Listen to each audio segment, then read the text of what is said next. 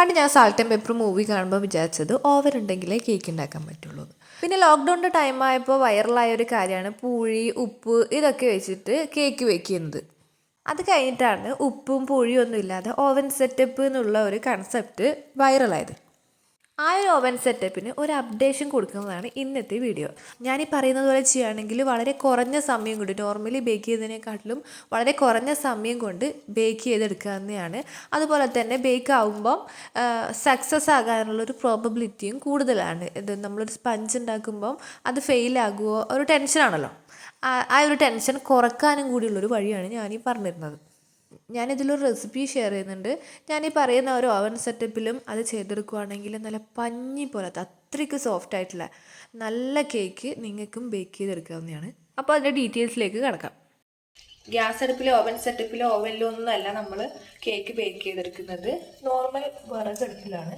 അതുകൊണ്ട് കേക്ക് ഉണ്ടാക്കാൻ തുടങ്ങുന്നതിന് മുന്നേ, അതിൻ്റെ ബാറ്റർ ഉണ്ടാക്കാൻ തുടങ്ങുന്നതിന് മുന്നേ നന്നായി തീയൊക്കെ അടുപ്പിലാക്കി ഇതുപോലെ വെള്ളം ബോയിൽ ചെയ്യുന്ന രീതിയിൽ അതിൽ ടെമ്പറേച്ചർ ആക്കി വെക്കണം. അരക്കപ്പ് നിറയെ ലെവൽ ചെയ്തിട്ട് മൈദപ്പൊടി എടുക്കുന്നുണ്ട്. അരക്കപ്പിൻ്റെ 1/4 ഭാഗമാണ് പഞ്ചസാര എടുത്തിട്ടുള്ളത്. 2 കോഴിമുട്ട എടുക്കുന്നുണ്ട്. ഈ പഞ്ചസാര പൊടിച്ചെടുക്കണം. അതിലേക്ക് ഒരു ഏലക്ക ചേർക്കുന്നുണ്ട്, ഓപ്ഷണലാണ്. ഒരു ഫ്ലേവറിന് വേണമെങ്കിൽ ചേർത്ത് കൊടുക്കാം. ഞാനൊരു പ്രൊഫഷണൽ ബേക്കറൊന്നല്ല. കേക്ക് ഉണ്ടാക്കാനുള്ള ഒരു ക്രേസിൻ്റെ പേരിലാണ് ഞാൻ കേക്ക് ഉണ്ടാക്കുന്നത്. അപ്പോൾ നല്ലൊരു റെസിപ്പി തേടിയുള്ള യാത്രയിൽ എനിക്ക് ബെറ്റർ എന്ന് തോന്നിയ ഒരു റെസിപ്പി ഞാൻ നിങ്ങൾക്ക് ഷെയർ ചെയ്ത് തരുന്നതാണ്. ആദ്യം തന്നെ വേണ്ടത് ഞാൻ പറഞ്ഞാൽ അടുപ്പിൽ തീയാക്കി വെക്കണം. പിന്നെ ഏത് പാത്രത്തിലാണോ ബേക്ക് ചെയ്യുന്നത്, ഞാനിവിടെ ഒരു സ്റ്റീലിൻ്റെ ഒരു ബൗളാണ് എടുത്തിട്ടുള്ളത്. അതിൽ ഓയിൽ തേച്ച് ഗ്രീസ് ചെയ്ത് ബട്ടർ പേപ്പർ നിർബന്ധമായിട്ടും വെച്ച് കൊടുക്കണം. അല്ലാത്ത പക്ഷം കേക്ക് ഡിമോൾഡ് ചെയ്യാൻ ഭയങ്കര പ്രയാസമായിരിക്കും. ഈ ബട്ടർ പേപ്പർ കയ്യിലില്ലെങ്കിൽ നോർമലി ബുക്കിൻ്റെ പേപ്പറിൽ ഗീ തേച്ച് കൊടുത്തിട്ട് നമുക്ക് ബട്ടർ പേപ്പർ വീട്ടിൽ തന്നെ ഉണ്ടാക്കിയെടുക്കാവുന്നതാണ്. ഇതവിടെ മാറ്റി വെക്കാം. പഞ്ചസാര പൊടിച്ചു കൊണ്ടുവരണം. ഞാനിതിൽ ഏലക്കയൊക്കെ ഇട്ടിട്ട് പഞ്ചസാര പൊടിച്ചു കൊണ്ടുവന്നിട്ടുണ്ട്. ഇത് 1/4 ടീസ്പൂൺ അളവാണ്. ഇതിൻ്റെ പകുതി ബേക്കിംഗ് സോഡ ചേർക്കുന്നുണ്ട്, അതായത് അപ്പക്കാരം. അതിൽ 2 സ്പൂണ്, അതായത് 1/2 ടീസ്പൂണ് ബേക്കിംഗ് പൗഡർ ചേർത്ത് കൊടുക്കുന്നുണ്ട്.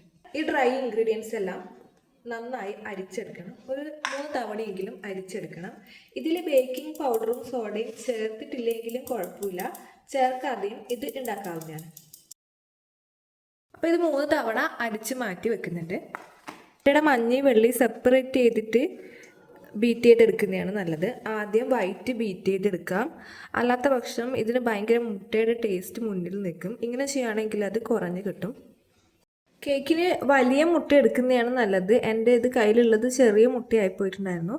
ഈ മുട്ടയുടെ വലുപ്പത്തിനനുസരിച്ചിട്ട് ഡ്രൈ ഇൻഗ്രീഡിയൻസ് ചേർക്കുന്നത് കുറച്ചൊരു വ്യത്യാസം വരും. അതിനനുസരിച്ചിട്ട് അത് ചേർത്ത് കൊടുക്കുമ്പോൾ ഞാനത് പറഞ്ഞുതരാം. നമ്മുടെ ആവശ്യത്തിന് വീട്ടിൽ കേക്കൊക്കെ ഉണ്ടാക്കാൻ, ബേക്ക് ചെയ്യാൻ താല്പര്യമുള്ളവർ തീർച്ചയായും ഇങ്ങനെ ഒരു ഹാൻഡ് ബ്ലെൻഡർ, ഇലക്ട്രിക് ബ്ലെൻഡർ വാങ്ങി വെക്കണം. വിസ്ക് വെച്ചിട്ട് ആണ് ഞാൻ മുന്നേ കേക്ക് ചെയ്തുകൊണ്ടിരുന്നത്. അത് നല്ല ലിമിറ്റേഷൻ ഉണ്ട്. നമ്മൾ ഇലക്ട്രിക് ബ്ലെൻഡർ വെച്ചിട്ട് ചെയ്യുമ്പോഴും ഹാൻഡ് വിസ്ക് വെച്ചിട്ട് ചെയ്യുമ്പോഴും നല്ലൊരു ഡിഫറൻസ് ഉണ്ട്. ഇതാകുമ്പോൾ നമുക്ക് ലിമിറ്റേഷനൊന്നും ഇല്ല. നന്നായി മുട്ടയും വിപ്പിംഗ് ക്രീമും ഒക്കെ പതപ്പിച്ചെടുക്കാനാണ്. അതുകൊണ്ട് 1000 ബിലോ തന്നെ ഇത് നമുക്ക് പർച്ചേസ് ചെയ്യാൻ പറ്റും. ഇതിൽ പഞ്ചസാര കുറേശ്ശായിട്ട് ചേർത്ത് കൊടുക്കണം. ഒരുമിച്ച് ചേർത്ത് ബ്ലെൻഡ് ചെയ്യുന്നതിനെക്കാട്ടിലും കുറേശ്ശായിട്ട് ചേർത്ത് ബ്ലെൻഡ് ചെയ്യുന്നതാണ് നല്ലത്.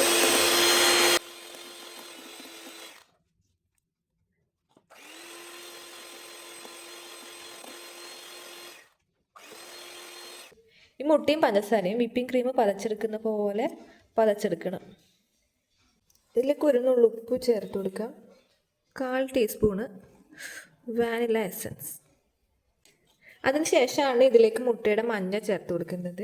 മുട്ടയുടെ മഞ്ഞയുടെ ആ ഒരു ബാഡ് സ്മെല്ലൊക്കെ കുറഞ്ഞ് കിട്ടാൻ വേണ്ടിയിട്ടാണ് ഇതുപോലെ ചെയ്തെടുക്കുന്നത്. മുട്ടയുടെ മഞ്ഞ ഒരുമിച്ചല്ല, ഓരോന്നോരോന്നായിട്ടാണ് ചേർത്ത് കൊടുക്കുന്നത്.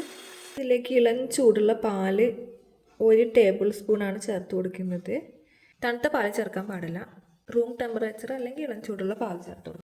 പിന്നെ ഇതിലേക്ക് 1 ടേബിൾ സ്പൂൺ തന്നെ സൺഫ്ലവർ ഓയിൽ, പാം ഓയിൽ ആയാലും കുഴപ്പമൊന്നുമില്ല, ഒഴിച്ചു കൊടുക്കാം. എന്നിട്ട് ജസ്റ്റ് ഒന്ന് മിക്സ് ചെയ്തെടുക്കാം. ഒരുപാട് ഓവർ മിക്സ് ചെയ്യരുത്, ജസ്റ്റ് ഒന്ന് മിക്സ് ചെയ്തെടുക്കണം. ഓവൻ സെറ്റപ്പിനെ കുറിച്ചൊക്കെ എല്ലാവർക്കും അറിയാം. അത് ഞാൻ അടുപ്പിൽ വെക്കുന്നതേ ഉള്ളൂ. ഒരു അലൂമിനിയം പാത്രത്തിൽ ഒരു റിങ് ഇറക്കി വെച്ച് ആ പാത്രം മൂടി വെച്ച് ഒരു 5 മിനിറ്റ് പ്രീ ഹീറ്റ് ചെയ്യാൻ വെക്കണം. ഇതൊന്ന് സ്പാച്ചിൽ വെച്ചിട്ട് ഇതെല്ലാം ഒന്ന് ക്ലിയർ ചെയ്തതിന് ശേഷം ഇതിലേക്ക് ഡ്രൈ ഇൻഗ്രീഡിയൻസ് ചേർത്ത് കൊടുക്കാം.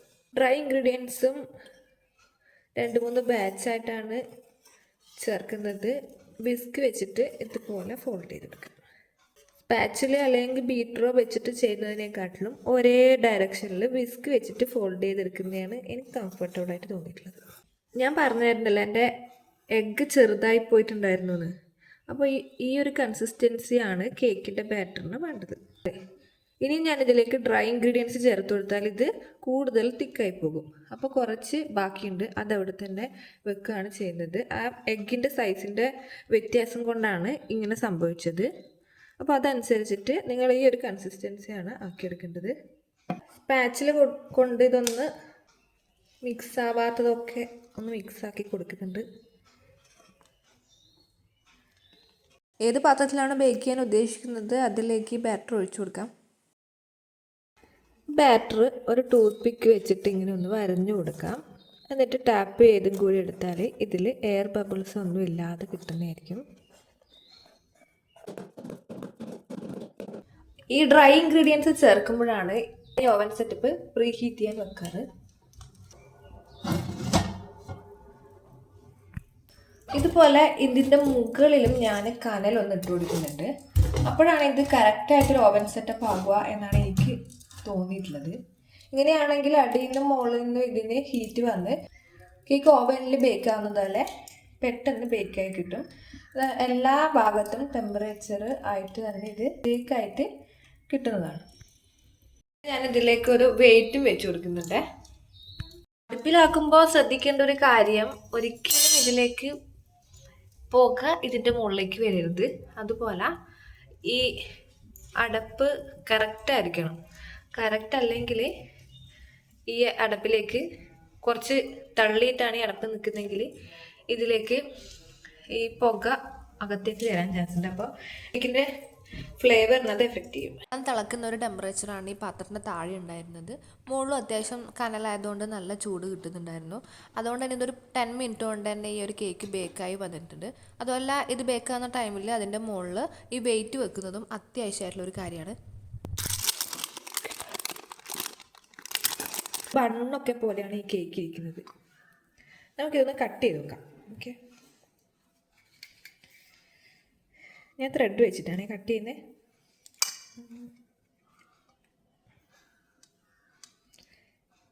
അല്ലെങ്കിൽ കത്തി കൊണ്ടൊന്ന് വരഞ്ഞിട്ടൊക്കെയാണ് ഞാൻ കട്ട് ചെയ്യാറ്. റഫ്ലി ഒന്ന് കട്ട് ചെയ്തെടുക്കുന്നതാണ്.